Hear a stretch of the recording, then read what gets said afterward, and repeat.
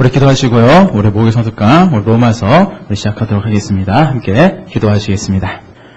거룩하시고 사랑이 많으신 아버지 하나님 감사합니다. 지금 비가 오는 가운데에도 저희들 우리 주님을 사모하며 주의 말씀을 사모하며 이렇게 우리 주님의 제단 가운데 모일 수 있도록 인도하셨사오니 감사드립니다. 이 시간 함께 하시고 들어주시어서 이 시간 한 가지라도 깨우칠 수 있는 시간 되게 인도하시고 주께 주신 그 말씀을 붙들고 늘 승리할 수 있는 저들의 복된 삶 될 수 있도록 인도하여 주시옵소서. 지금 처음 시작입니다. 마친 잠깐 함께 할 줄 믿사오며 거룩하신 주 예수 그리스도 이름으로 감사하며 교대였사옵나이다. 아멘. 여러분들 반갑습니다. 지금 밖에는 뭐 방사능 비가 내린다는 그런 얘기도 있지만은 그 방사능 속에서도 뚫고 이렇게 교회에 나오는 그 발걸음이 참 귀한 발걸음인 줄 믿습니다. 오늘 공부하실 말씀은요, 드디어 우리 성경 골든벨 범위 중에 마지막 로마서 말씀입니다. 여러분들 로마서 읽어보니까 어떠세요? 좀 쉬우신가요? 어려우신가요? 자, 어려운 이유가 있어요. 왜 그러냐면 그 로마서가요 마치 딱딱한 논문 같아요. 그래서 어렵습니다. 다른 말씀들은요, 이렇게 이야기가 있고 줄거리가 있으니까, 재미있다면서 읽을 수 있는데, 로마서는요, 계속 무슨 그냥 딱딱해요. 그래서 그 말씀을 읽으면서 잘 귀에도 들어오지 않고, 눈에도 들어오지 않고, 아마 머리도 잘 들어오지 않고, 아마 좀 굉장히 어렵다라는 생각을 아마 하셨을 겁니다. 근데 다행스러운 것은 뭐냐? 로마서 사실 간단해요. 어렵지 않아요. 간단하고요. 오늘 말씀을 제가 이제 강의를 하게 되는데 이 강의할 때 좀 핵심적인 부분들이 있을 겁니다. 그 부분들을 가지고 좀 잘 염두하면서 읽으시면 로마서가 좀 다르게 보이는 그런 시간이 될 줄을 믿어요. 지난 시간에 사도행전 우리가 공부할 때처럼 비슷하게 맥락으로 오늘 또 공부를 할 건데요. 저는 이런 생각이 들더라고요. 로마서 그 말씀을 출제를 하실 때 거의 다 됐어요. 다 됐는데 그 말씀을 출제하면서 느꼈던 것이 무엇이냐면 오히려 잘 됐다 라는 생각이 들더라고요. 왜냐하면 계속해서 여러분들이 답안지처럼 문제 있고 답 달고 문제도 있고 답 받고 해서 지금 K문서가 지금 돌고 있어가지고 그 K문서 열심히 읽고 계실 건데 근데 제가 일부러 J문서도 제가 배포해 드렸잖아요. 사도행전 J문서 있고 오늘 로마서 J문서가 있는데 아마 두드러 많이 보시길 바랍니다. 근데 왜 잘 됐냐면은 문제 답만 외울 수 없는 것이 로마서예요. 그래서 잘 됐다는 생각이 들어요. 그리고 아마 성경 말씀을요, 구절 많이 보셔서 그 말씀들을 좀 많이 좀 외우셔야 될 거예요. 그래야지 로마서의 그 문제를 풀 수가 있습니다. 그런데 다행스러운 건 뭐냐? 희망을 드리는 것은 간단해요. 어렵지가 않습니다. 로마서에서 말씀하신 주제는요, 사실 몇 가지가 없어요. 그 주제 맥락에서 마치 우리가 무슨 공을 본다 했을 때요, 그 바울이요, 공을요, 이쪽에서도 보고, 저쪽에서도 보고, 뒤에서도 보고, 앞에서도 보고, 그런 식으로 다양한 각도로 이렇게 말씀들을 이렇게 꾸며갔어요, 보면은. 제가 좀 약간 비유적 말씀을 드리는데요. 근데 주제는 한 가지예요. 구원에 대해서 말씀을 하는 거예요. 구원에 대해서 얘기를 하는데, 이쪽에서도 보고, 저쪽에서도 보고, 다양한 관점으로 이렇게 얘기를 하고 있는 겁니다. 그래서 그곳에는, 로마 교회에는요, 이방인들도 있지만은, 사실 그 안에는 유대인들도 있어요. 그래서 그 많은 사람들을 이제 같이 포용하기 위해서 이제 바울이요 굉장히 많은 그런 연구와 노력으로 아마 이 로마서 말씀을 집필하지 않았나라는 그런 생각을 하게 되어집니다. 근데 로마서가 굉장히 중요해요. 왜 중요하냐면 우리 기독교 역사에 있어서 이 로마서가 차지하는 위치가 굉장합니다. 특별히 이 로마서에 보면요, 우리 인생의 죄의 문제에 대해서 다루고 있고요, 또 믿음에 대해서, 구원에 대해서, 그런 것에 대해서 굉장히 집약을 해놨기 때문에, 이 로마서 말씀이요, 그 과거에 우리가 무슨 종교개혁이라든지 어떤 이제 기독교 어떤 부흥운동이 있을 때, 이 로마서가 그 중심에 있는 것을 많이 보게 되어집니다. 그래서 이 역사적으로 기독교 역사에 있어서 지대한 공들을 많이 행했던 그런 분들 많이 있잖아요. 그런 분들이 이 로마서의 말씀을 통해서 회심을 하고요, 그 로마서의 말씀을 통해서 결단하고 하나님의 귀한 일꾼으로 쓰임 받았던 것을 또 역사적으로 보게 되어집니다. 그 중에서 대표적인 여러 분의 그런 인물들이 있어요. 그런데 그 중에서 아주 굵직한 인물, 너무너무 유명한 인물, 신약교에서는요 이분 빼놓으면 안 되는 그런 인물이 있어요. 누구냐? 히포의 교부였던 주후 4세기 누군지 아세요? 어거스틴. 자, 어거스틴에 대한 이야기는요 신약교에서도 정말로 지긋지긋하게 많이 공부할 정도로 유명하신 분입니다. 근데 이 어거스틴이요 피부 색깔이 어떤지 아세요, 혹시요? 이분 출신 지역이 북아프리카예요. 어딜까요? 무슨 색깔일까요? 이분이요, 흑인이라고 그래요. 지금은 우리가 이렇게 백인, 흑인, 황인 이렇게 나눠가지고 옛날에 이렇게 흑인들 학대하고 그런 것도 있었지만은, 우리가 굉장히 놀라운 사건이라면서 교수님이 막 침을 튀기면서 얘기했던 기억이 납니다. 근데 이 어거스틴이 흑인이에요. 그리고 이제 이 어거스틴도 보면요, 이 로마서와 굉장히 밀접한 연관을 가지고 있습니다. 그 어거스틴 출생했던 지역은요, 그 아프리카의 카가스데라는 곳이라고 그래요. 그래서 이분은요, 흑인으로서 굉장히 많은 시대에 영향을 미쳤는데, 특별히 이분의 책 중에서 어떤 게 유명하냐면 어거스틴의 고백록이라는 책이 있어요. 이 책은 뭐 여러분이 읽어도 괜찮은 책입니다. 신앙적인 책이 아니라 이분의 진솔한 어떤 신앙 고백이 담겨있기 때문에 상당히 좋은 책이거든요. 근데 이 어거스틴의 고백록이라는 그 유명한 책이 있는데, 그 책에 보면요, 그가 젊은 시절에 얼마나 심각하게 그 영적인 방황을 했는지를 잘 묘사하고 있습니다. 그가 젊은 시절에는요, 대표적인 이단이었던 만유기에 빠져가 침체에 있을 수도 있었고요. 그리고 그가 얼마나 방탕한 생활을 했었냐면은, 결혼 전인데요, 굉장히 음란하게 산 거예요. 그러다 보니까 사생아, 아버지 없이 난 아이들 사생아라고 그러잖아요. 그래서 그 사생아를 낳기도 하고요. 그렇게 이 사람이 굉장히 문란하고 방탕한 생활을 하게 되어집니다. 근데 이렇게 아는 바와 같이 그의 어머니 그 모니카는요, 아주 경건하신 분이에요. 아주 기도하는 그런 어머니였습니다. 그래서 이 어머니는요, 이 아들을 절대 포기할 수가 없어서 늘 눈물로 기도하잖아요. 늘 눈물로 기도하게 되어지고, 또 이 방탕한 생활했던 이 어거스틴이 어느 날 그 눈물로 기도하는 어머니의 모습을 보게 되어지고 감동하게 되고, 그래서 철이 들게 되어지고 다시 하나님께 돌아오는 그런 사건, 여러분들 아마 많이 들으셔서 아실 거예요. 근데 그런 사건도 있었고, 또 어떤 일이 있었냐면, 하루는요, 어거스틴이 이제 고민하는 거예요. 자기 정체성 고민을 하고, 이제 자기 구원의 확신이 없으니까, 이제 그런 고민을 하게 되고, 그러면서 이제 밀라노의 어느 정원의 뜰을 이제 거닐고 있었대요. 근데, 그때 멀리서 아이들의 노는 소리가 들리는데, 그때 아이들이 부르는 동요 소리가 들리는 거예요. 근데 그냥 스쳐 지나가는 그런 소리가 아니라, 그 소리가 마치 하나님의 음성처럼 가슴이 팍팍팍 박히는 겁니다. 어떤 소리냐면, 분명히 그 동요 가사 중에 있는 내용이었을 건데, 그게 하나의 말씀으로 들리는 거예요. 뭐냐? 집어라. 뭔가 집으래요. 집어라. 그리고 읽어라. 이게 들리는 거예요. 그래서 뭘 집으라는 거지? 뭘 읽으라는 거지? 들을만 하다 보니까 옆에 성경책이 있는 겁니다. 그래서 성경책을 딱 집어서 아무데나 핀 거예요. 아무데나 펴서 딱 읽었는데 그 말씀이 어디냐? 로마서 13장 11절에서 14절 말씀입니다. 그리고 이 말씀이요, 그가 결정적으로 하나님께 돌아오는, 예수님께 돌아오는 그런 계기가 되었다고 그래요.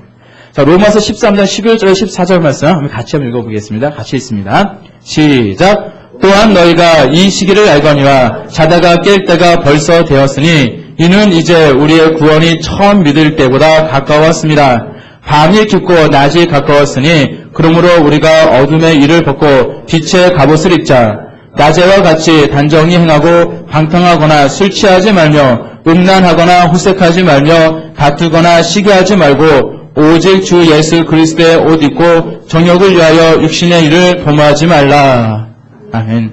자, 이 말씀이요, 어거스틴의 마음속에 막 박히는 겁니다. 그러고 나서 그가 이제 이 말씀을 통해서 다시 회심하게 되어지고 하나님께 돌아오는 그런 아주 귀한 이제 그런 사건이 되어지고요. 그 이후에도요, 어거스틴은요, 이 로마서 말씀을 자신의 신앙의 근간으로 삼고 이 말씀을 통해서 이제 과거에 그 당시에 있던 많은 그 이단들이 있잖아요. 만유교나 비롯한 많은 이단들이 있었는데 그 이단들에게 대적하는 역할을 하게 되어지고요. 그리고 기독교 어떤 신학을 집대성하고 지금의 우리가 믿고 있는 그런 신앙 고백들을 사실 그런 어떤 원조가 되어지는 그런 역할들을 이제 어거스틴이 감당하게 되어집니다.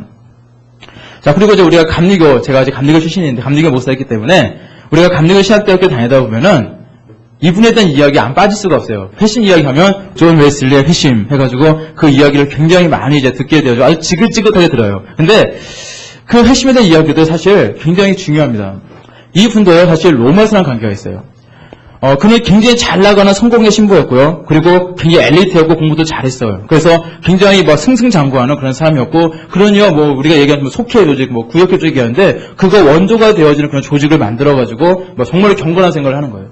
늘 정말 말씀 가운데 살고, 기도 가운데 살고, 너무 경건한 생각을 하게 되어지고, 정말 그랬던 사람이었기 때문에, 그가 생각을 하는 거예요. 내가 정말 이 열정을 가지고 미국에 가서 선교를 해야겠다. 라고 열정을 가지고 이제 딱 가게 되었는데, 잘 될 줄 알았어요. 근데 전에 말씀을 드린 적이 있지만은, 갔는데 실패하잖아요.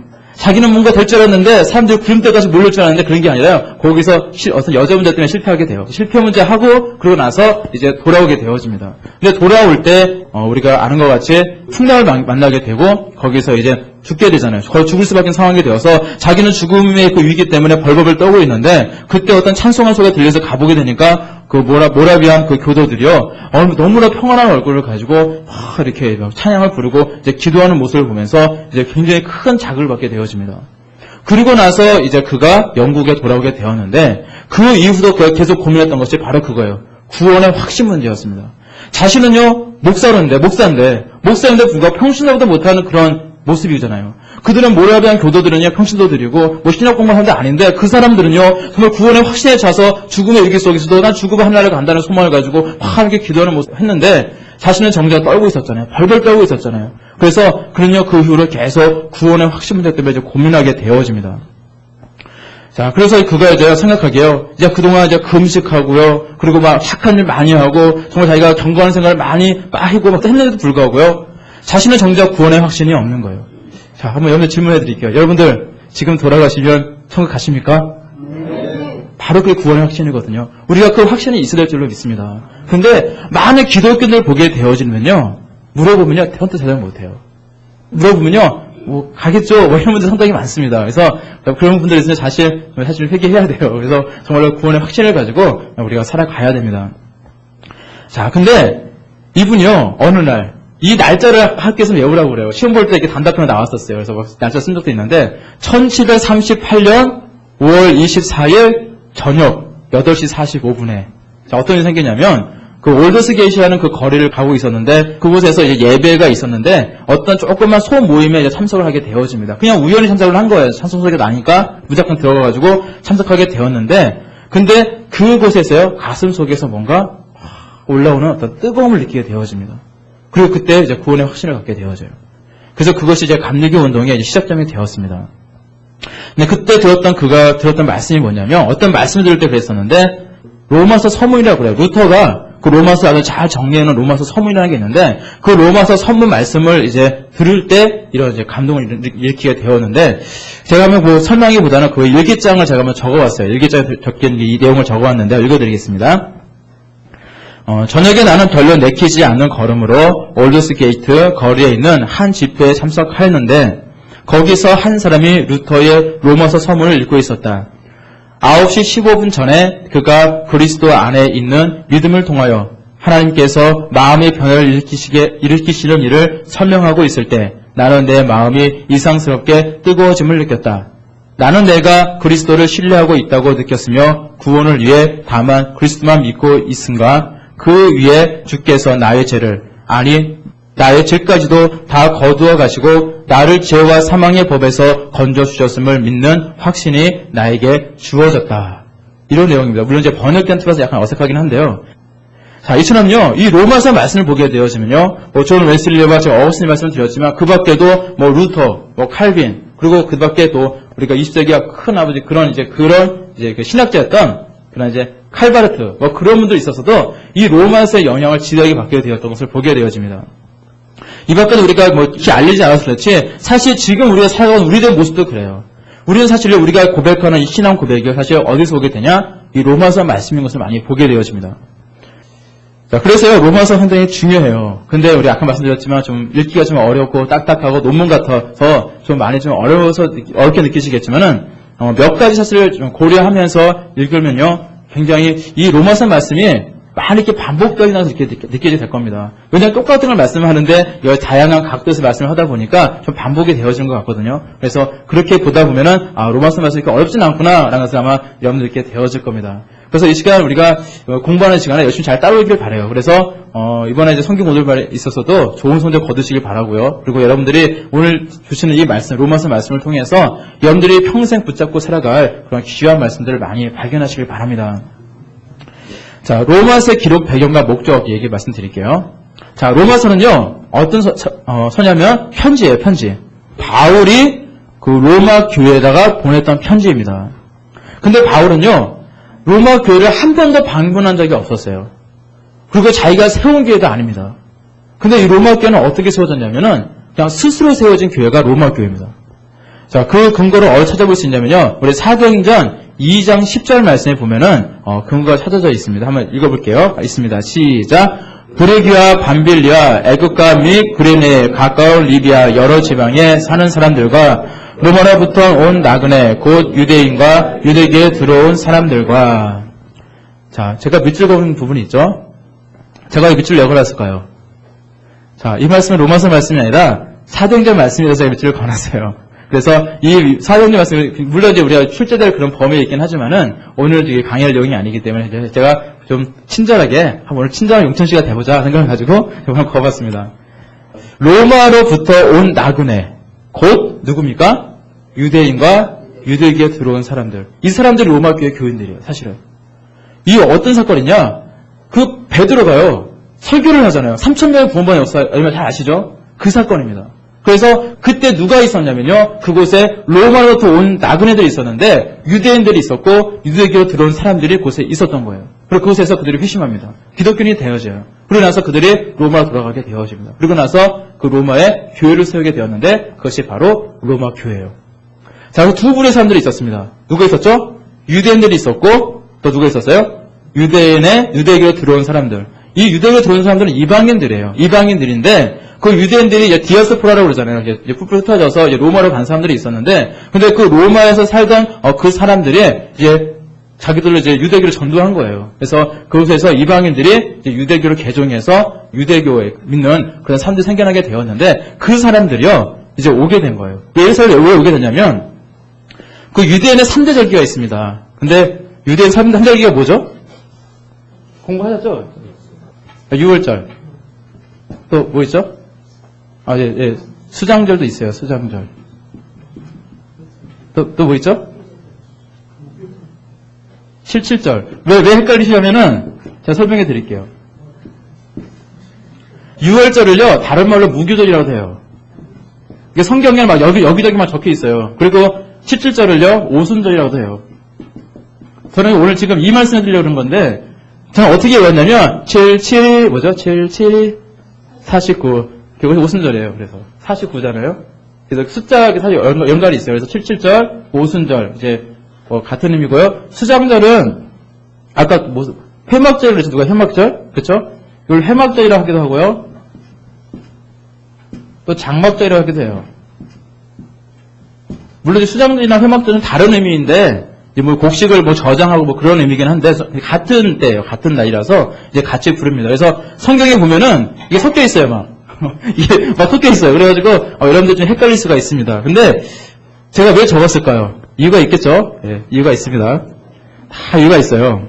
자, 근데 이 유대인의 3대 절기가 되면요, 그 남자들은요 이 절기들은 다 예루살렘에 왔어요. 그래서 하나님께 나와서 막 제사를 드리고 이제 그리고 하나님께서 이렇게 보여라 이렇게 명령하셨기 때문에, 율법에 이미 이렇게 명령했기 때문에 유태인이라면요 남자들은 다 왔습니다. 그래서 유대인의 3개의 절기 중에 하나였던 이 77절, 바로 오순절 때였기 때문에 그때 오순절 날 성경 강림이 일어나잖아요. 그렇죠? 120명 되게 중요하잖아요. 근데 이 오순절 날 그 사람들이 와서 이제 이 행사에 참석하기 위해서 3대 절기니까 왔다가 거기서 베드로의 설교를 듣고 회심을 하게 됐던 거예요. 그래서 그들이요 이제 다시 로마로 가서 로마 교회를 세우게 되어집니다. 그러다 보니까 로마 교회에 문제 생기게 돼요. 뭐냐면은 이방인들은 율법을 잘 모르잖아요. 그래서 율법을 그렇게 중요하게 생각하지 않습니다. 이방인들 같은 경우에는. 근데 그곳에서 이제 전도되는 사람들이 거의 이방인들이잖아요. 거의 이방인들이다 보니까 물론 유대교로 개종한 그런 이방인들도 있었지만 그 유대교로 개종하지 않았던 이방인들이 전도되잖아요. 그런 이방인들이 있었을 거고, 그리고 또 유대교 원래 유대인이었던 그런 사람도 있었을 거고, 그러다 보니까 유대인들이 분명히 소수예요. 얼마 없는데 이 유대인들이 꼭 뭘 얘기하냐? 예수 그리스도 통해서 구원 받는다. 그것도 맞는데 또 뭘 얘기하냐? 율법을 지키고 할례를 받아야만 구원을 받는다라고 항상 주장을 해요. 꼭 율법을 지키고 할례를 받아야 된다. 그러다 보니까 이 안에 갈등이 생기게 되어집니다. 로마 교회 갈등이었어요. 특별히 어떤 사도에 의해서 교육을 받은 적이 없잖아요. 이분들은 교육을 받은 적이 없고 자생적이 생기다 보니까 그게 정리가 안 돼 있는 거예요. 그러다 보니까 이 바울이요 로마에다가 편지를 쓸 때에 이것을 정리해줘야겠다. 이 분명한 구원에 대해서 어떤 것이 진정한 구원인지에 대해서 설명을 해줘야겠다라고 필요성을 느껴서 이 로마 교회에다가 이 편지를 이제 보내게 되는 겁니다. 그래서 이 로마서를 읽을 때 어떤 관점을 보시면 되냐면은 구원의 관점에서 보세요. 로마서는 간단해요. 이 구원을요, 아까 제가 그 축구권 표현했는데, 이쪽에서 보고, 저쪽에서 보고, 여러 방향에서 이 구원을요, 설명하고 있어요, 로마서는. 그래서 좀 내용도 좀 반복되는 것 같고요. 하지만 굉장히 심플하고 굉장히 간단한 것 같지만, 사실 조금 들어가 보면 좀 어렵긴 해요. 하지만 굉장히 간단하고요. 특별히 문제는 어려운 문제 잘 안 되진 않기 때문에 편한 마음을 가지고 공부하시길 바랍니다. 자, 그리고 베드로의 설교만 듣고 로마 교회가 생겨나게 되어졌는데, 그래서 이들에게 이제 어떤 구원관에 대해서 정리해줄 필요가 있어서 로마서를 쓰게 되었고요. 또 한 가지 이유는 뭐냐면, 바울이요, 그 로마 교회를 방문하기를 원했어요. 왜냐하면 이제 서머나라고 기록이 되어 있는데, 이게 서머나가 스페인이거든요. 근데 이 서머나 지역으로 이제 전도 이제 여행을 가기 위해서 이제 마음을 준비하고 있었는데, 가다 보면은 그 길목에 어디 있냐? 이 로마가 있어요. 그러니까 가는 길에 이 로마를 들려서 이들과 같이 신앙을 굳건히 하고, 그 다음에 서머나로 가야겠다는 계획을 가지고 이제 그도 이 로마서를 쓰게 되어집니다. 근데 정작 로마는 언제 가게 되어져요? 예, 감금당해서 이제 붙잡혀서 로마를 가게 되죠. 그래서 이 로마서 읽을 때에 우리가 관심을 가져야 될 것이 뭐냐면 이 구원의 문제예요. 그래서 어떻게 구원을 받을 수 있느냐라는 문제를 가지고 이제 로마서를 봐야 됩니다. 자, 우리가 태초부터 아담 이후로 가지고 있던 이 죄의 문제가 있잖아요. 죄의 문제. 이 죄의 문제를 해결받아야 돼요. 그래서 이 죄의 문제가 해결받는 것을 우리가 뭐라고 얘기하죠? 의로워진다. 그래서 어떤 의라는 말을 많이 써요. 자, 로마서 핵심 주제를 보면요. 첫 번째 뭐로 되어 있어? 하나님의 의라고 되어 있죠. 그래서 이 어떤 하나님의 의에 대한 이야기가 로마서의 어떤 굉장히 중요한 주제로 이제 나옵니다. 그래서 로마 핵심 주제는요, 이 하나님의 의예요. 그래서 이 로마서에는 이게 하나님의 의에 대해서 굉장히 말씀을 많이 하고 있는데요. 왜냐하면 인간은 원래 죄인이기 때문에 이 죄로부터 의로워져야 되잖아요. 우리가 의로워져야 돼서 이 죄인이 인간이 거룩해지고 해야 되는데 이 거룩하지 못한 우리 인간이요, 거룩한 하나님 앞에 선다는 것은 어떤 의미일까요? 벌 받는 거예요, 하나님께. 하나님 심판의 하나님이에요. 심판의 하나님. 그래서 벌 받는 거고, 그냥 하나님 만나면 내가 죽는 거고, 어떤 그런 개념으로 사실 이스라엘 백성들은 하나님을 바라봤거든요. 그래서 로마서 하면 1장 16절 17절 말씀 읽어보겠습니다. 로마서 1장 16절 17절 있습니다. 시작. 내가 복음을 부끄러워하지 아니하노니 이 복음은 모든 믿는 자에게 구원을 주시는 하나님의 능력이 됨이라. 먼저는 유대인에게요.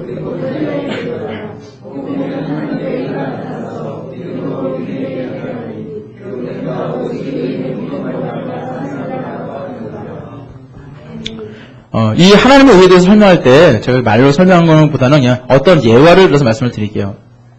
우리 종교개혁자 중에서 루터에 대한 예화를 말씀드리겠습니다. 좀 유명한 예화지만은 굉장히 중요해요. 원래 그 루터는요, 캐톨릭 신부였어요. 카톨릭 신부였는데 그 루터가 이해하는 하나님은 어떤 하나님이냐? 하나님의 의, 특별히 하나님의 의에 대해서 말씀을 드리는데 이 하나님의 의는 어떤 의냐? 심판의 하나님이에요.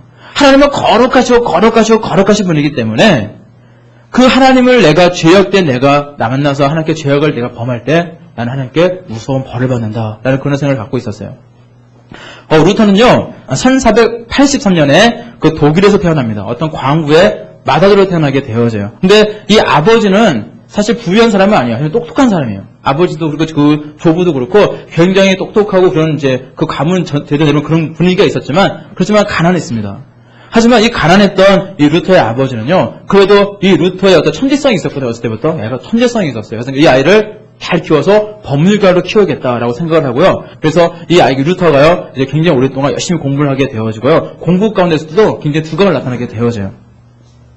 자, 그래서 그가 이제 8살부터 14세까지 이제 그 고향에서 초등학교 교육을 마친 다음에요. 그 다음에 이제 그 에어프루트 이제 대학에 들어가게 되어집니다. 근데 그곳에서 이제 공부를 하게 되었는데 그는 꿈은요 법관이었어요. 법률가로서 이제 인생을 살기 위해서 열심히 공부하고 있었는데 그가요 그 방학 때 여름 방학 때 친구랑 같이 이렇게 놀러 왔다가 집에 왔다가 비가 오니까 잠시 이제 큰 나무 밑에 이렇게 잠깐 비를 피했습니다. 그런데 그때 갑자기 벼락이 떨어져가지고 그 자리에서 자기 옆에 있던 친구가 즉사를 해버리는 거예요. 그때 그가요 하나님께 나 신부님 되겠습니다. 하나님께 나 주의 종이 되겠다고 서원을 하게 되어집니다. 물론 그 전부터 그런 마음의 갈등이 있었던 거예요. 내가 주의 종이 될 것인가, 신부가 될 것인가, 아니면 아버지의 원하는 것처럼 내가 법률가 될 것인가 늘 고민하고 있었는데 그 고민 가운데 이런 일을 당하니까 이거 내가 잘못한 거구나라고 깨닫게 되고 이제 그때 하나님께 서원하고 그 신부가 되어집니다. 그러나 그 일이 있은 후에 15일 후에 그는 스타우피츠 감독이 원정에 있는 수도원으로 들어가게 돼서 그곳에서 수련을 받게 되고요. 1507년 신부로 안수를 받게 되어져요. 자, 그는요, 말씀드렸지만 똑똑한 사람이었고요. 그러면 이제 얼마 되지 않아서 비텐베르크의 대학에서 교수로서 이제 활동을 하게 되어집니다. 자, 근데 그는요, 카톨릭 신부가 되어서도요, 늘 고민했던 문제가 있어요. 어떤 고민을 할까요? 루터가요? 구원의 문제. 구원의 확신 때문에 고민을 하는 거예요. 아무리 자기가 선한 일을 많이 하게 되고요. 아무리 좋은 일을 많이 하고 정말로 하나님의 말씀대로 살고자 경건한 생활을 해도요. 자기의 마음속에요. 나는 의로워졌다. 나는 의로워졌다. 나는 거룩해졌다라는 그런 마음이 들지 않는 거예요. 그는 늘 생각한 건 뭐냐? 벌레 되시는 하나님, 심판주 하나님, 과거에 내 친구를 벼락을 쳐서 죽이셨던 하나님, 나에게 벌벌거리는 공포 주셨던 하나님, 늘 그것만 생각하는 거예요, 루터는. 그러고 나서 그 하나님 볼 때에 정말로 그 루터는 하나님의 거룩하신 분인데 내가 어떻게 이분 앞에 내가 설 수 있을까? 나는 이분 앞에서 내가 당해 죽게 될 텐데 내가 어떻게 이분 앞에서 내가 구원을 받을 수 있을까? 늘 그 문제 때문에 고민하게 되어집니다. 그러던 중에 그가 이제 로마 교황청에 방문할 수 있는 그런 기회가 생겼어요. 그게 왜 중요한 일이냐면 그가 꿈에 그리던 곳이었습니다.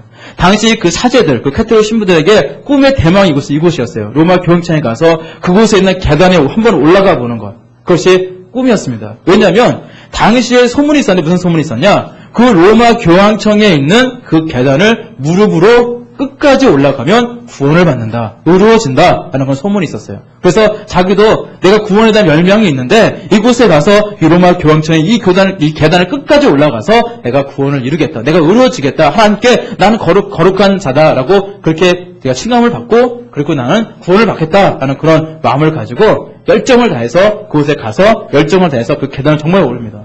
무릎은 까지고요. 피는 지질나고 정말 포기할 수 마음이 굴뚝 같았지만 내가 구원에 대한 그 열망 때문에 루터는요 끝까지 올라가요. 끝까지 올라가서 다 올라갔습니다. 다 올라갔을 때 어떤 일이 생겼을까요? 구원 받았을까요? 어땠을까요? 구원 받았을까요? 끝까지 올라갔는데 정말 다리에 피가 나고요. 막 일어나지 못하는데 피가 질질 흘리고 막 계단은 피로 범벅되어 있고 그 상태로 끝까지 올라갔어요. 구원의 열망을 가지고 구원 받았을까요? 그렇지 않았어요. 큰 허탈감을 느끼게 되어집니다. 거기서 뭘 느끼게 되냐? 내가 이렇게 고통하며 내가 고뇌하면서 내가 이렇게 내가 구원의 열정을 가지고 내가 올라왔지만 자신이 끝내 구원의 확신이 없게 되니까 그 당시 그 캐톨릭에서 얘기했던 그 잘못된 것들이 보이기 시작하는 거예요. 회의를 갖게 되어집니다. 점점 세속화되어지는 그 캐톨릭의 모습에 회의를 갖게 되어지고요. 너무도 비성서적인 그런 교리와 그런 어떤 의식에 대해서 강한 회의를 갖게 되어집니다. 그런요, 학창시절 때 만났던 그 하나님은 심판의 하나님이었어요. 하지만 그가 이제 계속 비텐베르크 대학에서 이제 로마서를 가르치게 되었는데 그 로마서를 가르치면서 그 마음속에서 자기가 고민하고 묵상하면서 느꼈던 것은 무엇이냐? 뭔가 자기가 생각했던 하나님이 다른 모습을 보이기 시작합니다. 그 전에 벼락을 내렸던 무서운 하나님이요. 그게 아니라 예수 그리스도로 말미암아 용서와 사랑의 하나님으로 이제 보여주기 시작했다고 그래요. 그렇게 고백이 그렇습니다. 한번 로마서 1장 17절 말씀 읽어보겠습니다. 로마서 1장 17절 말씀 있습니다. 시작. 복음에는 하나님의 의가 나타나서 믿음으로 믿음에 이르게 하나니 기록된 바 오직 의인은 믿음으로 말미암아 살리라 함과 같으니라. 아멘. 그의 고백을 보게 되어지며 그가 가장 싫어했던 말씀이 로마서 1장 17절 말씀이었대요. 여기에 하나님의 의 때문에 심판의 하나님의 의 때문에 너무 공포스러운 하나님의 의가 나오기 때문에 너무너무 싫어했던 말씀이 로마서 1장 17절 말씀이었다고 그래요. 그런데 자기가 어느 날 이제 기도하다가 사실 체험하게 되어져요. 마치 그 웨슬리가 체험했던 것처럼 가슴이 뜨거웠던 그 체험, 사실 루서도 하게 되어집니다. 그러고 나서 자신의 시각이 완전히 바뀌게 되었는데 뭐냐? 자기가 너무너무 싫어했던 이 로마서 1장 10절 말씀이요. 이제는 자기가 가장 좋아하는 말씀이 되었다는 거예요. 하나님의 의가요. 심판하시는 의, 거룩하신 하나님이기 때문에 심판하시는 의가 아니라 그게 아니라 나를 사랑하시기 때문에 나를 거룩하게 하시는 하나님의 의로 보이기 시작했다는 거예요. 그가 고백하는 말을 보면은 그래서 자기는 로마서 1장 10절 말씀이 자기가 가장 싫었던 말씀이었는데 이제는 자기가 가장 사랑하는 정말 그런 말씀이 되었다. 그래서 내가 예수 그리스도를 믿는 그 믿음만 있으면 의로워지는 것이고 구원받는 하나님의 자녀가 되었다라고 그런 담대하게 이제 고백하기 시작하게 되어집니다. 이게 바로 그 종교 개혁이 시작하게 됐던 어떤 시발점이 되어지는 거예요. 문제 1번 보겠습니다. 자, 드디어 문제가 나오죠. 문제. 복음에는 뭐뭐가 나타나서 믿음으로 믿음에 이르게 하나니 기록된 바 오직 의인은 믿음으로 말미암아 살리라 함과 같으니라. 자, 이런 식으로 공부하시면 돼요. 공부하실 때요. 자, 그래서 제가 친절한 그 용천 씨가 되기 위해서 다 이렇게 적어놨으니까요. 한번 보시길 바랍니다. 자, 그리고요, 또 로마서에서 강조하는 것이 이게 하나님의 의에 대한 부분도 있고요. 또 하나님의 은혜에 대한 그런 부분들도 많이 나오게 되어져요. 여러분들이 뭐 이미 하나님의 은혜에 대해서 너무 잘 알잖아요. 우리가 은혜 가운데 있고요. 하나님의 은혜가 있기 때문에 우리가 이곳에 있는 것이고, 우리가 늘 그 하나님의 은혜를 갈망하면서 살아가고 있잖아요. 근데 우리가 잘 알고 있는 하나님의 은혜인데, 로마서 3장 20절에서 22절 말씀을 같이 읽어보겠습니다. 있습니다. 시작.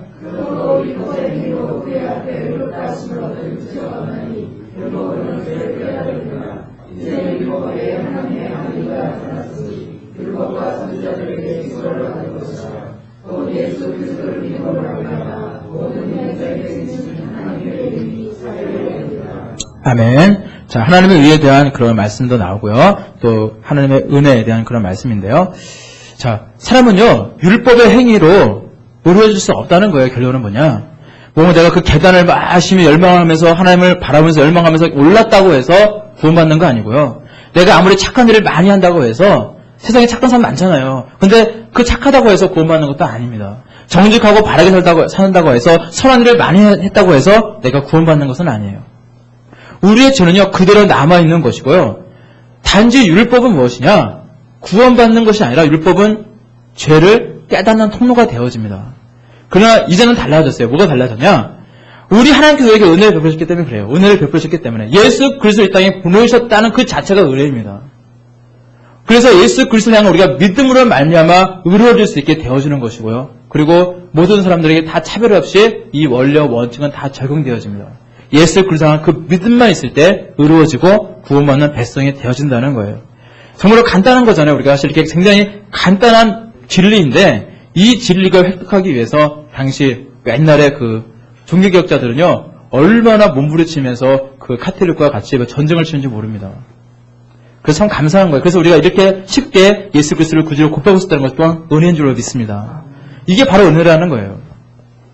1829년에 조지 윌슨이라는 우체국 강도가 있었습니다. 근데 그 강도는요 이제 살인죄로 체포되게 되었고요, 사형을 이제 언도받게 되어져요. 그 강도가 그렇게 언도를 받았지만 당시에 그 앤드류 잭슨 대통령이었는데 이 대통령이요 사명장이 있잖아요. 대통령에게는 그 권세가 있습니다. 그래서 이제 죽음의 위기에 있는 그 사람을요 어떤 이유인지 잘 모르겠지만은 이 대통령이 이제 사명장을 써줘서 이제 윌슨을 이제 살리려고 했습니다. 근데 이 윌슨은요 사명장을 받았는데도 불구하고요 계속 죽겠다는 거예요. 나는 그 받을 수 없어. 난 죽어야 된다. 그래서 죽겠다고 해서 끝까지 고집을 부리게 되어집니다. 그래서요 이 정부는 딜레마에 빠지게 된 거예요.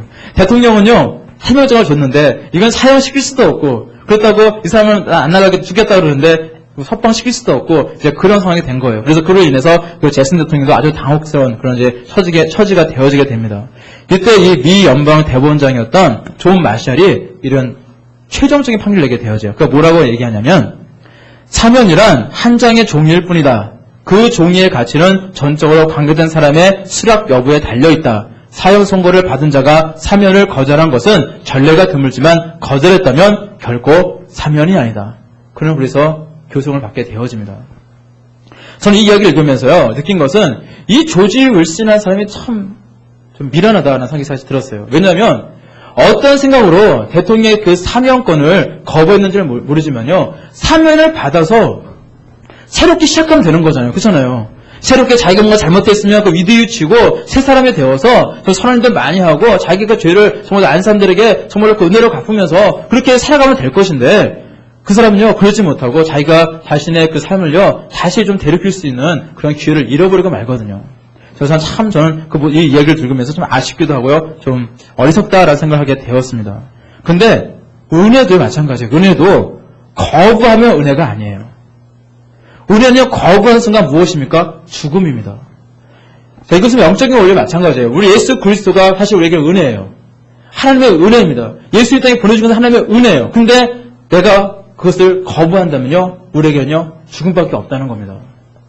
하나님께서 은혜를 베풀어 주셨는데 그걸 싫다고 거부해버리면요 그것은요 아무런 역사도 없고 내 자신도 의로워지지도 않고 여전히 나는 죄의 종요 영원한 죽음만이 우리에게 기다릴 수밖에 없다는 겁니다.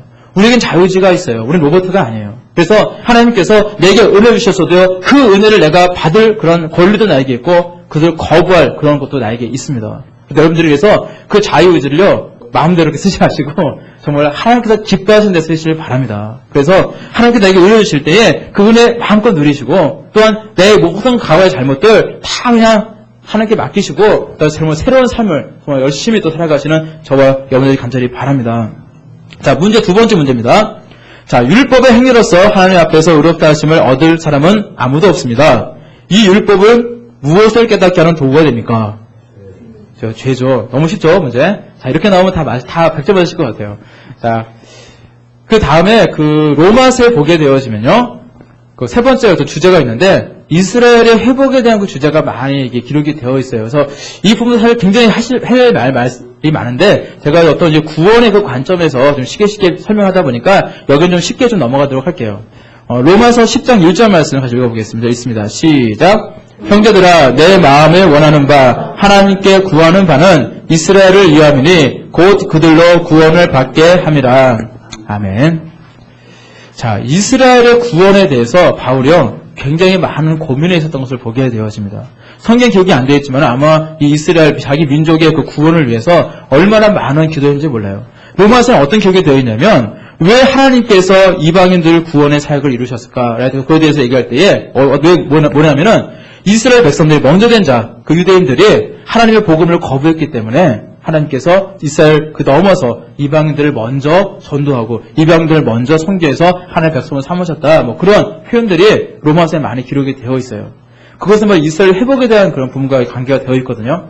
그래서 그 바울은요, 이방 선지자예요. 이방의 사도를 하나님께서 부르셨고 이방의 사도로서 평생 죽을 때까지 쓰임받은 아주 위대한 사도입니다. 하지만 이 바울도요, 이스라엘 사람이잖아요. 유대인이잖아요. 그러다 보니까 자신의 민족이요 구원받지 못하는 것에 대해서, 정말 소수만이 구원받는 것에 대해서 너무나도 가슴이 많이 아팠습니다. 그래서 이걸 위해서 많이 기도를 했을 것이고, 또한 이 후에는요, 하나님으로부터 이스라엘의 그 구원에 대해서 하나님께 또한 언약을 받게 되어지는 것이 또한 로마서 말씀해 보면 정말 기록이 된 것을 확인할 수 있을 겁니다.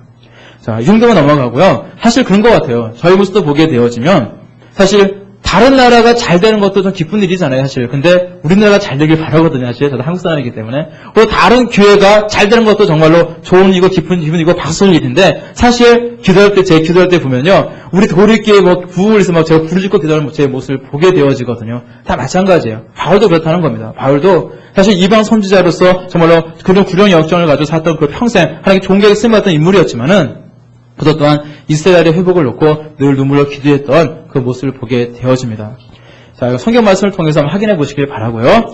그 다음에 이제 네 번째 말씀, 드디어 이제 시작이 되는데요. 로마서의 구조 및 주요 내용 보기라고 기록이 되어 있어요. 자, 그래서 뭐 서론, 여기 있고 맨 끝에 보면은 맺음말로서 뭐가 되어 있죠? 맨 마지막에? 그 문안 인사하고 있는 그런 장면들이 있거든요. 거기 이르기까지 이제 많은 이야기들이 있게 되어지는데요. 자, 서론 부분은요, 저 넘어갈게요. 왜냐면 지금까지 제가 말씀 다 드렸던 것이 서론 부분입니다. 그리고 넘어가도록 하고요. 자, 특별히 이제 로마서를 읽으실 때 어떤 관점을 보라고 했죠? 제가 구원의 관점을 보고 보시라고 그랬어요. 두 부류가 있었는데 유태인들이 있었고, 또한 유대교를 개종한 이방인들이 있었다는 거. 그리고 그곳에서 또 예수 그리스도인이 됐죠. 그 사람들로 인해서 이제 유대인들이 그 율법과 할례를 막 강조하다 보니까 그것이 잘못되었다라는 것을 바울이요, 좀 적어줄 필요가 있었어요. 그래서 그러다 보니까 그 로마서에 보면은 이 구원에 대한 그 이야기들을 잘 이렇게 표현하고 있는 것을 보게 되었습니다. 바울이 고백하는 복음. 자, 옛 시대라는 말이 나오고요. 밑에 두 번째 보면은 새 시대라는 말이 나옵니다. 옛 시대와 새 시대의 구분점은 뭘까요? 옛 시대와 새 시대. 제가 구분해놨는데 예수님이에요, 예수님. 예수님이 오시기 전 세대, 예수 그리스도를 고백하기 전 시대를 우리는 옛 시대라고 얘기하고요. 예수 그리스도를 구주로 고백한 이후의 시대를 새 시대라고 이야기할 수 있습니다. 그런데 이건 성경에 나오는 게 아니기 때문에 문제 나오진 않습니다.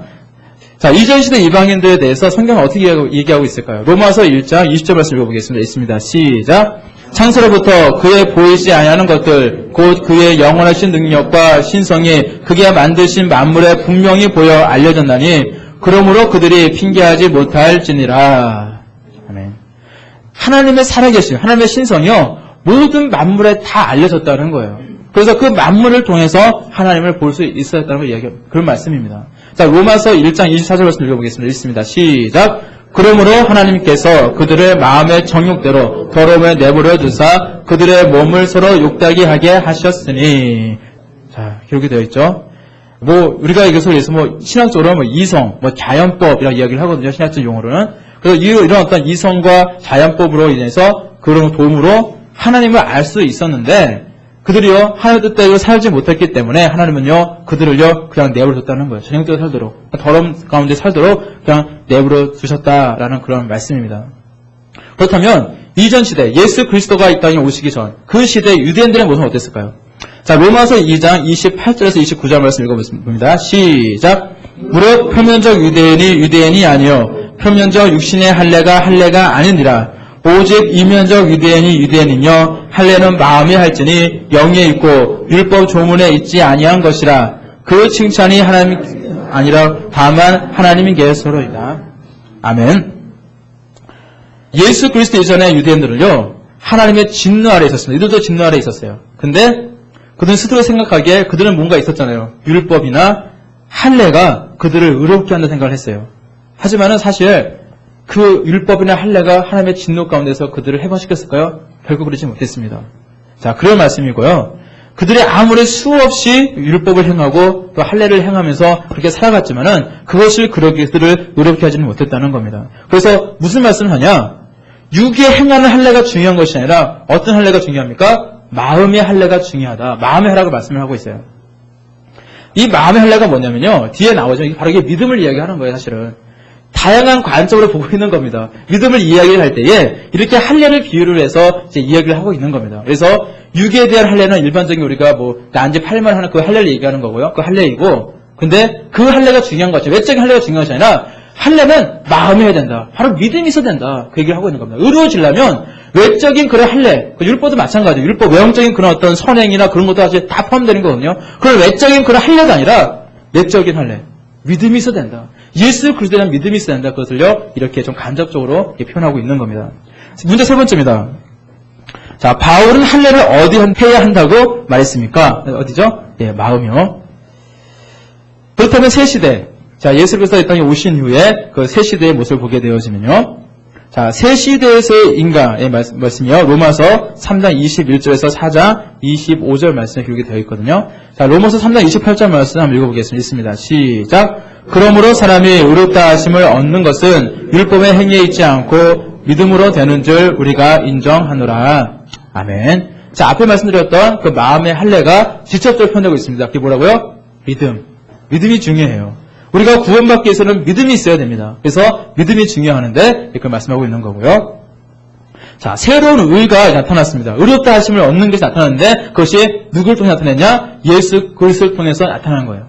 내가 열심히 노력해서 내가 열심히 일해서 착한 일 많이 해서 내가 그 로마 교역자의 계단을 열심히 올라가서 그렇게 내가 의로워지고 구원받는 것이 아니라 예수 그리스도를 통해서 구원받을 수 있다. 그 말씀을 하고 있는 겁니다. 그래서 이방인이나 유태인이나 다 똑같다는 거예요. 그 의롭다함을 얻기 위해서는요. 율법적인 행위, 정말 외적인 할례가 아니라 오직 믿음으로 내적인 할례를 받아야 된다라는 것을 말씀하고 있는 것입니다. 그걸 설명하기 위해서 그 성경 말씀 보게 되면요. 그 아브라함의 일을 설명하고 있어요. 아브라함이요. 하나님께 가지고 아주 큰 언약을 받게 되잖아요. 자손의 언약과 땅의 언약을 받게 되어지는데 근데 그 언약을 언제 받게 될까요? 할례를 받기 전에 받습니까? 아니면 할례를 받은 이후에 받습니까? 자, 잘 모르시나요? 제가 대충 이렇게 보시면 아실 건데 들어보시면 할례를 받기 전이에요. 그래서 그 이야기를 이제 말씀을 하면서 이제 자, 아브라함을 따라. 아브라함도 할례 받기 전에 이렇게 하나님께 언약을 받지 않았냐? 할례가 중요한 것이 아니다라고 그렇게 얘기를 하고 있는 것을 보게 되어져요. 자, 문제 네 번째입니다. 문제 네 번째. 자, 읽어드릴게요. 그러므로 사람이 의롭다 하심을 얻는 것은 율법에 행해 있지 않고 몸으로 되는 줄 우리가 인정하노라. 뭐가 들어갈까요? 믿음입니다. 믿음. 굉장히 중요해요. 믿음은.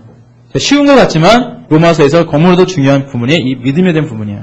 새 시대에서의 생활, 이 부분은요. 로마서 5장 1절부터 8장까지 말씀이에요. 5장부터 8장. 굉장히 많은 말씀인데 자, 이 말씀은 다 표현하기가 좀 너무 어려워서요. 몇 가지 말씀만 드리고요. 넘어갈게요. 자, 로마서 5장 8절 말씀 읽어보겠습니다. 있습니다. 시작. 우리가 아직 죄인 되었을 때에 그렇게 해서 우리를 위하여 죽으심으로 하나님께서 우리에 대한 자기의 사랑을 확증하셨느니라. 아멘.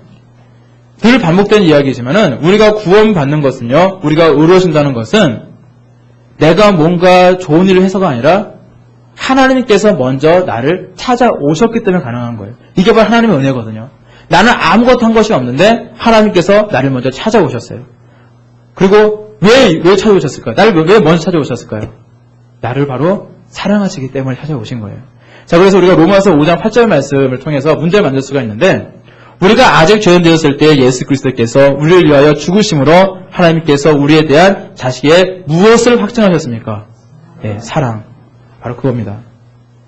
그래서 그 예수 그리스도 믿고 난 이후에 이제 새 시대를 맞게 되어지잖아요. 그 전까지는 노예 생활이었어요. 자유롭지 못한 생활이었습니다. 왜 자유롭지 못했습니까? 죄로부터 자유롭지 못하였고, 율법부터 자유롭지 못하였고, 또한 이제 죽음으로부터 자유롭지 못했던 모습이었는데, 이제는 달라졌다는 거예요. 하나님의 의가요, 심판의 하나님, 진노의 하나님의 의가 아니라, 이제는 뭔가 사랑의 하나님이에요. 사랑의 하나님의 의. 그 의를 이제 우리가 받아줄 수 있는 거고요. 사랑의 하나님이기 때문에, 이제 하나님께서는요, 우리를 하여금 더 이상 율법에도 죽음에도 머무르지 않고, 매이지 않고, 자유로운 삶을 살도록 우리를 하셨다는 겁니다. 근데 그건 방종이랑 달라요. 자유와 방종은 다르거든요.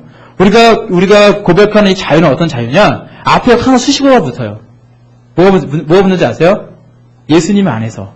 예수 그리스도 안에서의 자유를 얘기하는 거예요. 자유를 해서 무조건 나쁘지 다라는 소리가 아니라 예수 그리스도 안에서 우리가 참 자유를 누릴 수 있다는 그런 말씀입니다. 로마서 6장 말씀을 읽어보겠습니다. 읽습니다. 시작. 우리가 알거니와 우리의 옛사람이 예수와 함께 십자가에 못 박힌 것은 죄의 몸이 죽어 다시는 우리가 죄에게 종노릇하지 아니하려 함이니. 자, 아멘. 자, 이 죄에 대해서 자유하게 된다는 그 말씀이잖아요. 그래서 문제 6번 한번 보면요. 우리가 알거니와 우리의 옛사람이 예수와 함께 십자가에 못 박힌 것은 죄의 몸이 죽어 다시는 우리가 죄에게 모모하지 않으려 함이니. 뭘까요? 종노릇. 예, 종노릇하면 안 됩니다. 그리고 이제 우리가 이렇게 그 하나님의 은혜로 죄의 문제 해결 받았고요. 그 구원 받은 것만 만족해서는 안 되고요. 사실은 우리 믿음이 좀 성숙해져야 되거든요. 중국에 보면은 그 신학자들이 있는데 대표적인 신학자가 누가 있냐면 위치만이라는 신학자가 있어요. 그래서 뭐 그분에 대해서 비판하는 신학자들도 있긴 하지만은 그분의 어떤 그 굉장히 경건한 삶, 그리고 그분이 하나님께 정말 갈망 같은 사람들은요 정말 우리에게 규감이 되어지는 그런 모습들이 많이 있습니다. 어느 날 이 위치만 리가요 기차를 타고 여행하게 되었어요. 근데 기차 안에서요 그 중국이 얼마나 넓습니까? 뭐 며칠 동안 가잖아요. 그런데 그러다 보니까 그 기차 안에서 사람들이요 모여가지고 돈을 걸고 마작을 하고 있는 거예요. 마작을 재밌게 하면서 돈을 따고 잃고 막 그러고 있었는데 주위에 많은 사람들이 막 둘러서 막 구경하고 있으면서 막 난리가 났습니다. 기차 안에서 난리가 났었는데 그때 마작을 하고 있던 한 사람이요 위치만이가 혼자 구석에 앉아서 그러고 있으니까 이야기를 합니다. 당신도 돈 있으면 여기 와서 같이 와서 마작 같이 합시다. 이야기를 하는 거예요. 그때 위치만이가요 아주 유명 말을 해야 돼요. 여러분들도 이 말만 하시길 바랍니다. 어떤 말을 하게 되냐면 옛날에 마장놀이를 하던 유치만이는 이미 죽었어 라고 이야기를 했다고 그래요. 정말 있었던 일입니다. 이처럼요 우리의 어떤 사단은요 항상 우리의 과거의 것을 끄집어내요. 과거의 나의 어떤 잘못된 그런 교의 습관들, 악습들, 불순종의 모습들, 사실 그것들을 우리가 하나 끄집어내려고 하거든요. 그때 말씀하시길 바라요. 과거에 죄짓던 죄치며 살던 나는 이미 죽었소 라고 얘기하시길 바랍니다. 나의 불순종하던 나의 모습은 이미 죽었소. 늘 교만하던 나의 모습은 이미 죽었소. 그 모습에게 있어야 될 줄로 믿습니다. 그게 중요하다는 거예요. 여러분들 어떻습니까? 여러분들은 옛사람이 죽으셨습니까? 여러분들 옛사람 어떠신 것 같아요? 근데요 우리가 고백하든 고백하지 않든 간에 이미 우리의 옛사람은요 십자가에서 이미 다 죽었습니다. 그게 중요한 거예요. 우리의 혈기도 다 죽었고요. 자랑도 교만도 불순종의 모습도요 사실 다 죽은 거예요. 세례식에 우리가 있게 되어지고 세례교육에 있게 되어지는데 세례식의 의미를 보게 되어지면요 물속에 다 잠궈버려요. 왜 우리가 이렇게 물로 이렇게 떠서 하는 그런 이제 세례식이나 아니면 관유도 있어요. 이렇게 물 이렇게 붓는 것도 있고 또 이제 어떤 거 있냐면 이제 침례라고 하죠. 물속에 완전 잠긴 것도 있고 그런데 영적 의미는 다 똑같아요. 어떤 의미냐면 과거에 요단강에서 세례를 줄 때 그 사람들을요 세례 받는 사람은 어떻게 하냐 물속에 완전히 잠궈버렸어요. 잠궈버려요. 잠그면 하면 어떻게 되어져요? 죽잖아요. 그러니까 들어가서 다 죽은 거예요. 옛사람 다 죽은 거고 나오면서 새 사람이 된 겁니다. 이제 그런 의미로 이제 세례식이 진행되어지고 영적으로 사실 그때 모든 우리의 죄와 모든 그런 이제 과거 옛자가 다 죽게 되어지거든요. 근데 바로 그런 의미예요. 과거의 나의 모든 모습은 연약한 모습들, 죄악된 모습은 이미 죽었다는 겁니다. 자, 로마서 6장 14절 말씀 한번 읽어보겠습니다. 읽습니다. 시작. 죄가 너희를 주장하지 못하리니 이는 너희가 법 아래 있지 아니하고 은혜 아래 있습니다. 아멘. 죄가 더 이상 우리를 주장하지 못할 것은요 나를 판단하는 그런 율법, 법 아래 우리가 있는 것이 아니래요. 율법은 단지 우리의 죄만 깨닫게 하시는 거고 우리의 율법이 우리 그걸 주장하는 것이 아니라 중요한 것이 무엇이냐? 나는 어디 안에 있습니까? 은혜 안에 있는 거예요. 하나님의 은혜 안에 우리 있는 것입니다. 그래서 우리는요 더 이상 심판을 받지 않게 된다는 거예요. 자, 문제 7번 한번 읽어보겠습니다. 죄가 너희를 주장하지 못하리니 이는 너희가 뭐뭐 아래 있지 아니하고 법 안에 있지 아니하고 어디 안에 있습니까? 법 아래 있습니다. 잘 보시길 바라고요. 자, 그리고 로마서 8장 15절 말씀 보겠습니다. 로마서 8장 15절 말씀 있습니다. 시작. 너희는 다시 무소하는 종의 영을 받지 아니하고 양자의 영을 받았으므로 우리가 아빠, 아버지라고 부르짖느니라. 자, 우리가 하나님을 아버지, 아빠라고 얘기할 수 있는 것은 어떤 영을 받았기 때문이라고요? 양자의 영. 그것이 바로 문제 8번이고요. 자, 로마서 8장 16절 말씀 읽겠습니다. 시작. 성령이 친히 우리의 영과 더불어 우리가 하나님의 자녀인 것을 증언하시나니. 자, 여러분들과 저와 여러분들 다 하나님의 자녀들이에요. 양자의 영을 받았다고 하고, 그런데 그것을 누가 증거하십니까? 증언하십니까? 바로 성령이 증언하십니다. 자, 그것이 문제 9번입니다. 구원에 대해서 유대인과 이방인의 구원 문제인데, 로마에서에서 말씀하고 구원은요, 유대인이나 이방인이나 다 동일합니다. 원리가 다 똑같아요. 그 전에 먼저 된 자나, 유대인이 먼저 된 자들이잖아요. 나중 된 자나, 이방인들이나 다 똑같이 예수 그리스도를 향한 그 믿음으로 말미암아 구원을 받게 되어진다는 그런 이야기예요. 자, 로마서 10장 12절 말씀 읽습니다. 시작. 유대인이나 헬라인이나 차별이 없습니다. 한 분이신 주께서 모든 사람의 주가 되사 그를 부르는 모든 사람에게 부요하시도다. 아멘. 자, 이방인이라고 해서 하나님께서 학대하시고 유대인이라고 해서 하나님께서 너는 원래 선택한 선민이니까 잘해줘야지 그렇게 하나님께서 선택하신 것이 아니라는 겁니다. 그러면 어떻게 구원을 받느냐? 로마서 10장 13절 말씀이 되어 있습니다. 시작. 누구든지 주의 이름을 부르는 자는 구원을 받으리라. 아멘. 누구든지라는 말이 중요합니다. 우리가 전도하다가 이럴 때가 있잖아요. 아, 저 사람 절대 안 돼. 아, 저 사람 개팍해서 안 돼. 저 사람은 똑똑해서 안 돼. 뭐 그러잖아요. 근데 그렇지 않아요. 누구든지입니다. 누구든지 주의 이름, 예수 그리스도의 이름을 부르는 자, 나의 구주로 고백하는 자는 다 구원을 받게 되어진다는 말이에요. 여러분 절대 포기하지 마시고 낙마하지 마시고 가족 가운데 혹시 구원받지 못하신 분이 있다면요. 끝까지 위해서 기도하시고요. 전하시길 바랍니다. 예수 그리스도 이름 자체에 권세가 있잖아요. 그래서 전하시길 바라고요. 하나님을 늘 믿고 신뢰하고 나가는 우리의 모습이 되어야 될 줄로 믿습니다. 그런데 지금까지 이야기했던 그 말씀을요. 정리할 수 있는 그 말씀이 있더라고요. 제가 딱 보니까 이 말씀이 정리할 수 있겠다는 말씀이 있었는데 뭐냐면 로마서 10장 10절 말씀입니다. 그래서 제가 기록해놨거든요. 읽습니다. 시작. 사람이 마음으로 믿어 의에 이르고 믿음으로 시인하여 구원에 이르느니라. 아멘. 앞에 말씀드렸던 제가 그 마음의 할례 말씀드렸고 믿음의 말씀드렸는데 그것처럼요. 사람이 정말 믿음으로 말미암아 의에 이르게 되는 거예요. 내가 예수 그리스도를 향한 그 믿음으로 말미암아 내가 거룩해지는 겁니다. 그리고 입으로 예수 그리스도 구주로 고백함으로 말미암아 내가 구원에 이르게 되는 거예요. 로마 10장 10절 말씀이 정말 굉장히 엑기스 같은 아주 좋은 말씀인 것 같습니다. 자, 그리고 문제 10번. 그래서 제가 문제를 뽑았죠. 사람이 믿음으로 믿어 몸에 이릅니까? 의에 이르고 입으로 시인하여 구원에 이르느니라. 예, 잘 보시길 바랍니다. 바울의 그 윤리적 교훈이라는 말씀은 뭐냐면 제가 지금까지 어떤 구원의 관점에 대해서 하나님의 의에 대해서 하나님의 은혜의 그 관점에서 제가 계속 말씀을 드렸는데 이 말씀을 가지고 로마서를 쭉 읽으시길 바라요. 그러면 굉장히 많은 도움이 되실 겁니다. 그런데 로마서 12장부터 좀 얘기가 달라요. 자, 로마서 12장부터는 제가 생각하기에는 이 말씀이 물론 되게 중요한데 그 교회적으로 있던 그런 이제 서로 갈등 일으키고 이제 그것 때문에 적혀진 말씀이다 보다는요.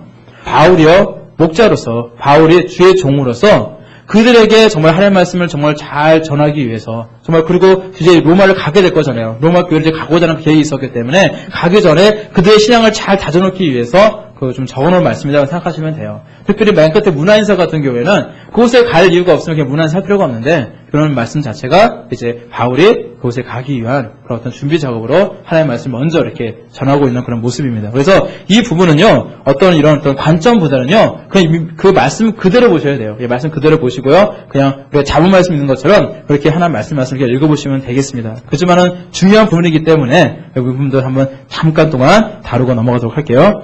로마서 12장 1절 말씀 있습니다. 시작. 그러므로 형제들아 내가 하나님의 모든 자비하심으로 너희를 권하노니 너희 몸을 하나님이 기뻐하시는 거룩한 산 제물로 드리라. 이는 너희가 드릴 영적 예배니라. 아멘. 하나님이 기뻐하시는 거룩한 산 제물로 드리라. 이 말씀이 어떤 의미냐면 자, 제물의 특징이 뭡니까? 제물의 특징이? 제물은요 흠이 없어야 된다는 거예요. 거룩해야 된다는 겁니다. 제물은요 흠이 없어야 돼요. 그래서 캐톨릭 같은 경우는요, 신부를 뽑을 때, 사제를 뽑을 때도 몸에 뭐 불구나 이런 사람들은 뽑지를 않아요. 왜냐면 이 말씀이 입학해서 그러는 거거든요. 근데 그건 뭐 사실은 중요한 건 아니고요. 그 재물의 특징은 거룩하다는 뜻인데, 우리의 삶 자체가 이렇게 거룩한 삶 자체가 되어야 된다는 겁니다.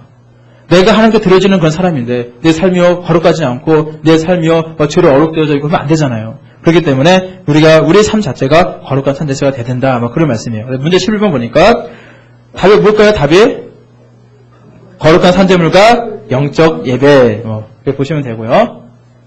자, 그냥 말씀을 읽을게요. 로마서 12장 19절에서 20절 말씀이 있습니다. 시작. 내 사랑하는 자들아, 너희가 친히 원수를 갚지 말고 하나님의 진노하심에 맡기라. 기록되었으되 원수 갚는 것이 내게 있으니 내가 갚으라고 주께서 말씀하시리라.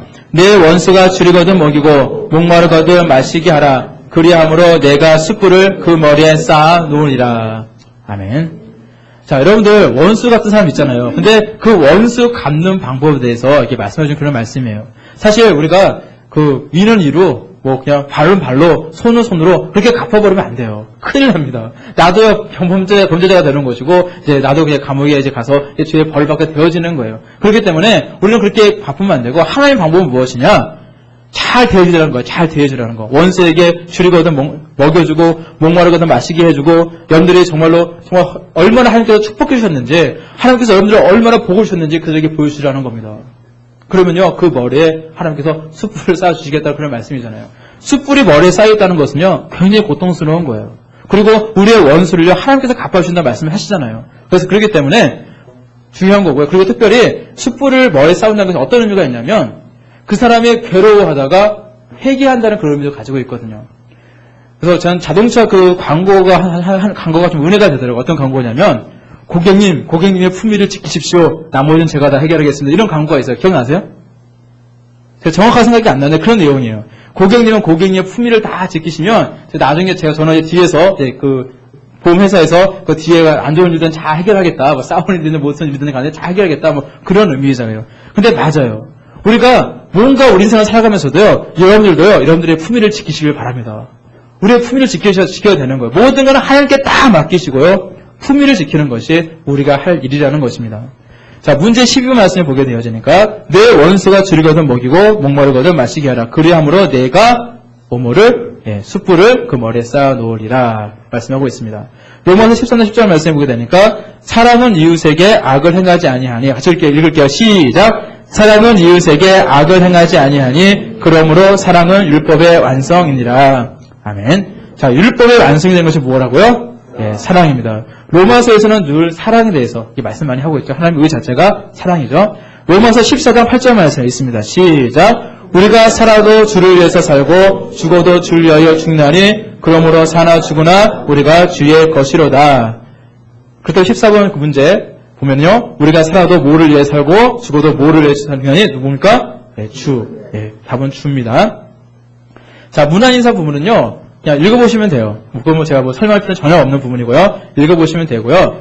그래서 오늘 좀 배우신 이 말씀을 좀 바탕으로 해서요, 여러분들 열심히 로마서 더 읽어보시길 바라고요. 문제만 푸는 것은 사실 그렇게 의미가 없는 것 같아요. 성경 고들배 자체가 문제 풀으라고 이렇게 드리는 시간이 아니라 성경 말씀을 읽으라고 드리는 시간이거든요. 그래서 여러분들이 이렇게 강의한 내용, 특별히 전에 했던 사도행전이나 그 앞에 했던 그런 이제 구약의 그런 성경들이나 또 이 로마서 말씀, 이런 말씀들을 문제도 제가 다 하지만은 이 말씀들을 이제 강의 내용을 하면 다시 보시고 그러고 나서 이 강의 내용을 바탕으로 해서 말씀을 좀 읽어보시길 바랍니다. 그러면 이전보다 좀 쉽게 느껴지실 거예요. 그리고 새록새록하게 뭔가 더 발견된 것도 많이 있을 겁니다. 그러고 나서 그 말씀 가운데 은혜 많이 받으시고 그 말씀 가운데 승리하시는 저 여러분들이 간절히 바랍니다. 기도하시겠습니다. 거룩하시고 사랑이 많으신 아버지 하나님 감사합니다. 하나님께서 저들에게 귀한 말씀을 주시어서 오늘도 주의 말씀에 붙들고 살아갈 수 있도록 인도해주시니 감사드립니다. 이 시간을 찾아오는 모든 주님의 자들에게 주신 그 말씀들, 그 마음밭에 심겨지는 귀한 말씀 되게 하여 주시옵시고 우리 인생 가운데 30배, 60배, 100배의 귀한 열매가 맺혀져서 나를 아는 수많은 사람들에게 우리 하나님을 늘 증거하며 간증하며 전도하며 살아갈 수 있는 복된 인생들 될 수 있도록 인도하여 주시옵소서. 감사드리며 거룩하신 주 예수 그리스도로 감사하며 기도드려 싸움나이다. 아멘. 네, 수고하셨습니다.